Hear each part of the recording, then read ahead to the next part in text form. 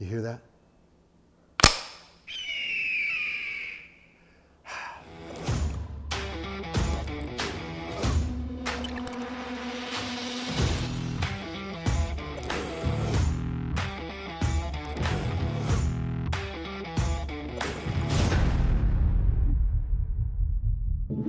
Okay, everybody, I'm Matt Smith, back here with you again, and today we're talking about carbines. The contemporary definition of a carbine, the one that is most widely accepted, is a semi-automatic rifle, much like the ones that you see here before me.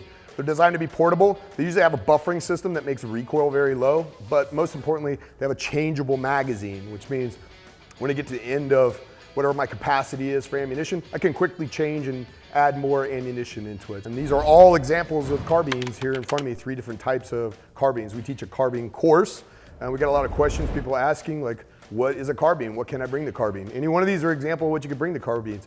I like to give the examples of AR-15s, AK-47, a SCAR, even the pistol caliber rifle like the one you see on the wall behind me. They all fit that same parameter, and any one of those are great rifles to train with, and it's really just shooter preference which kind you'd like. And we're gonna talk all about them today. I'm gonna use this one as an example. This is an AR-15 platform carbine rifle. It has a buttstock. This is the part of the weapon that marries to your body here in the shoulder, so I'd marry this up. It's usually designed for comfort. It's designed to seat comfortably into your shoulder and support the weapon. It has a pistol grip, which is pretty indicative of a carbine rifle, as opposed to a hunting rifle, which may or may not have a pistol grip. A trigger assembly, they're usually split up into 2 different receivers. There's your lower receiver, that's the part with the trigger that receives the magazine, and then the upper receiver that holds the bolt group. Here, that's where all the action happens. This is the ejection port, all right? That's where the bolt rides in and out of there, and that's where any spent casings would eject. Onward, downward to the barrel and the handguard. So this one is a full-length barrel. It has a handguard that goes all the way down. It's got this train track looking rail that goes down here, what we often refer to as a Picatinny rail system.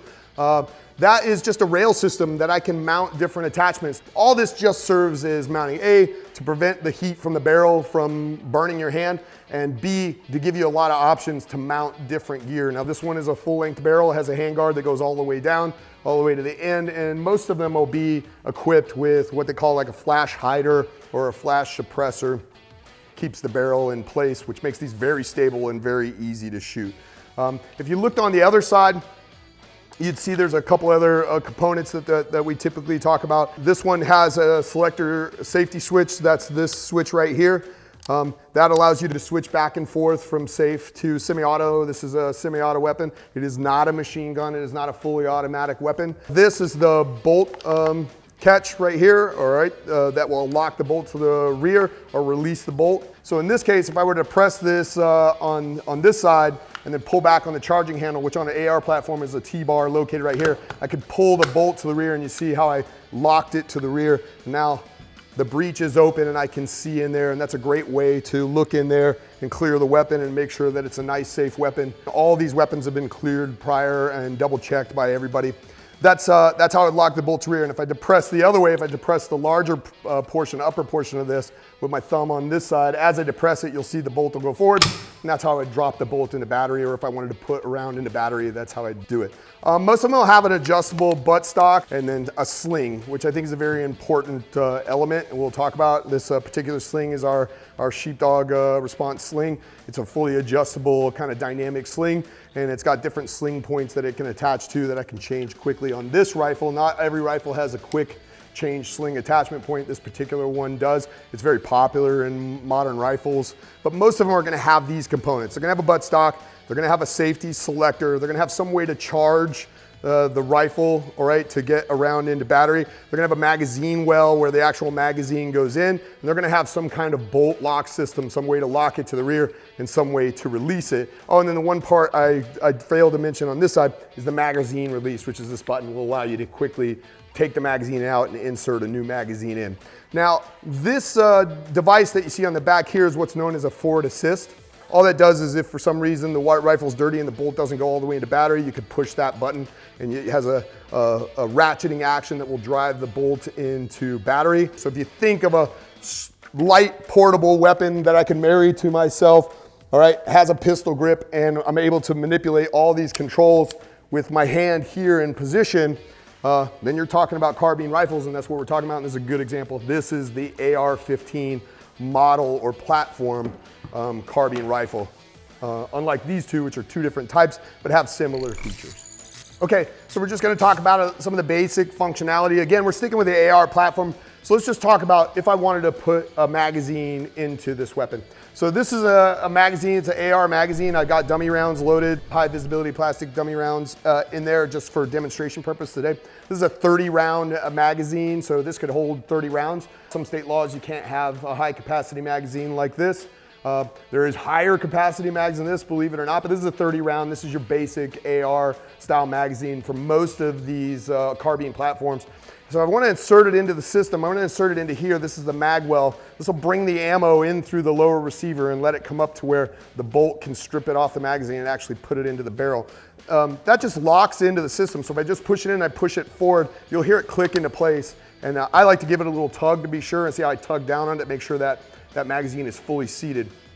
Now the magazine is really full, like I've got fully 30 rounds loaded in there, and I try to put it in a weapon like this with the bolt forward, it almost certainly won't lock into place. So you'd have to lock the bolt to the rear first, but for this example, I'm just showing you how I would lock a magazine in. Magazine locks in, you can bump it in there, that's fine, but like I said, I like to give it a little tug, which is also why they tend to put a little lip around the end of these magazines, or give you a little traction, some place to pull on it, make sure it's good and seated. If I wanted to remove the magazine, that's what the magazine release here. I'm gonna depress this button, and so as I was holding it, I would just depress that button, and as I did, gravity itself would let the magazine fall right out into my hand. So it's in there with a little bit of spring tension. So if I just push that button firmly, the magazine will eject just as this one did, all right? So if I wanted to seat the magazine, it would go in just like that. I'd give it a little tug, make sure it's in. I wanted to eject the magazine, I just push this with my firing finger. So my firing finger would not be, my trigger finger is out of the trigger well straight along, and it rests nicely right there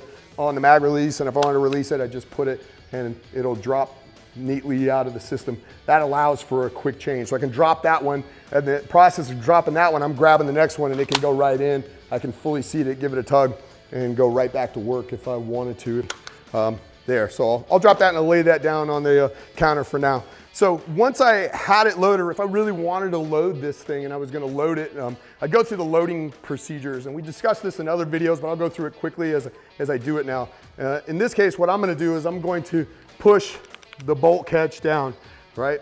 So the bolt lock simply is depressed. I'm holding it on this side as I pull this T-bar to the rear, all right, and lock the bolt to the rear, because I want to make sure the bolt is locked to the rear when I go through loading procedures. I rarely, especially on my initial load, will load a weapon bolt forward. As a rule, I don't load it bolt forward. I lock the bolt to the rear because I want to see inside there and make sure that it's loading correctly. Then I'm going to grab my magazine, I'm going to fully seat it, just like I said, give it a little tug to make sure that it's fully seated.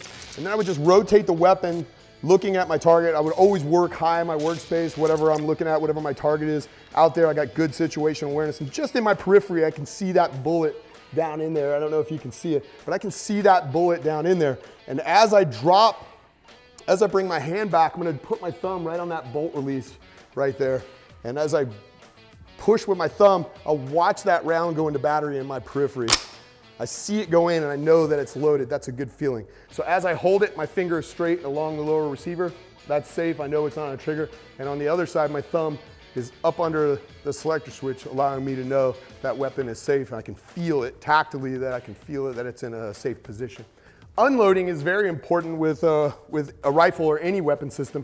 And if you go back to our older videos, you'll see, first and foremost, I want to remove the source of feed, as they say. So I want to take the magazine first out. That's a crucial first step to unloading a weapon.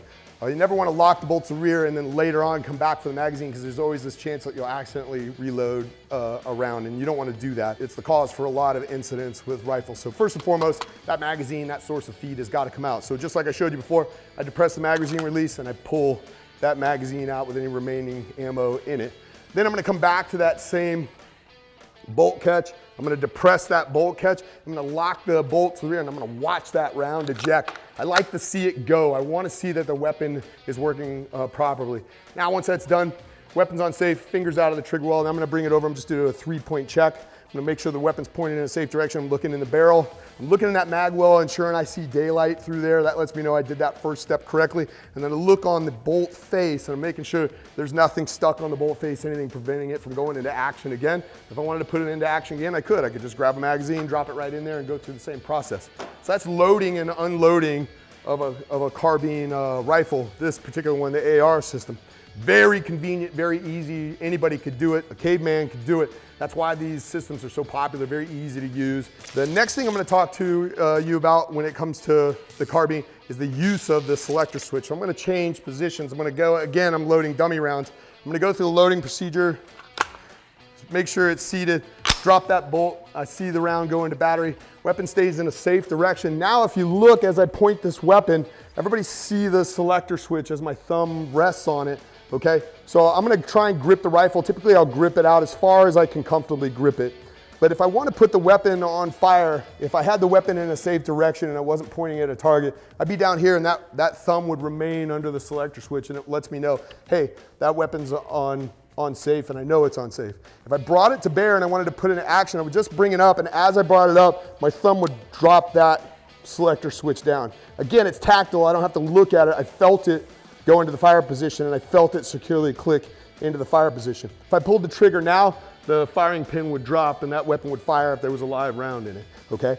As I come off target, or once I'm no longer looking through the optic anymore, and I'm not aiming at a target with the intent of shooting it, I just draw my thumb back. I just pull my thumb backwards along the selector switch, and that puts it back into the safe position. And then my thumb goes back under there, finger out of the trigger well, and then I go back to that good, safe feeling. All right, that the weapon's unsafe, and I can feel it with my thumb. But if I have a weapon and that weapon is loaded, I like to have it slung. I don't care for a rifle that's loaded that's not slung. In this case, this one is loaded even though it's loaded with dummy rounds, so I keep it slung. Anytime that rifle is slung, I always keep one hand on it. You will never see me standing with my hands in my pockets with a loaded weapon slung, because I don't want to risk there being the opportunity, you know, that something gets my attention or something happens, and when I go to turn, the weapon is loose to flop around and go wherever it wants to go. So if that weapon's loaded, my hand at a minimum is going to be on it like this, controlling it to my body.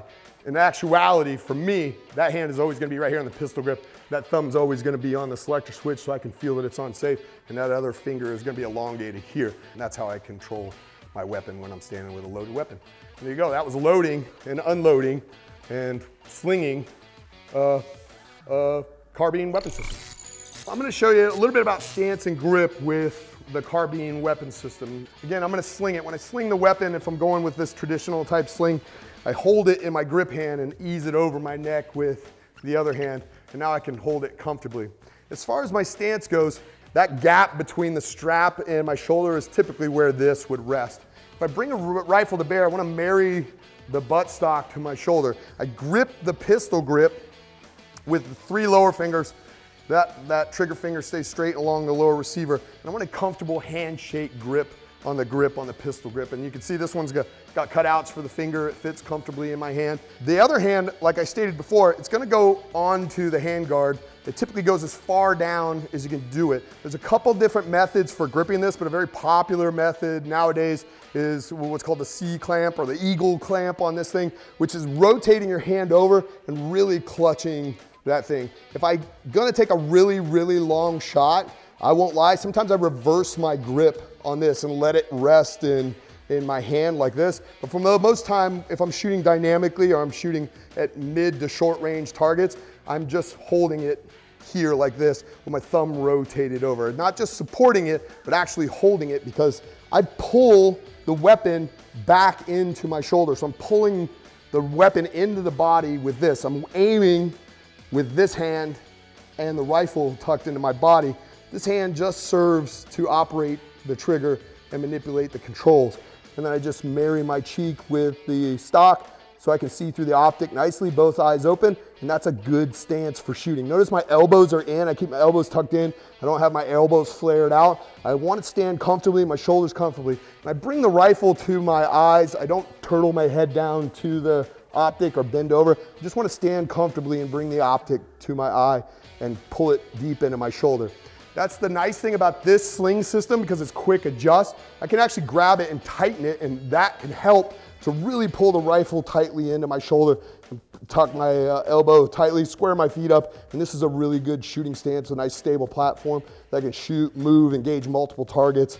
All right, if I want to shoot, I can engage. When I want to go safe, I just put it on safe, bring it down, hold it like this, and the weapon stays nice and slung to me, nice, comfortable, easy to use, and that'll work with pretty much any of these weapon systems. They have slightly different selector switch assemblies, but for the most part, it works the same. The thing I love most about this, and especially the AR system, is that honestly, it's truly an American system. If you want to be patriotic about a single weapon system, this is the one.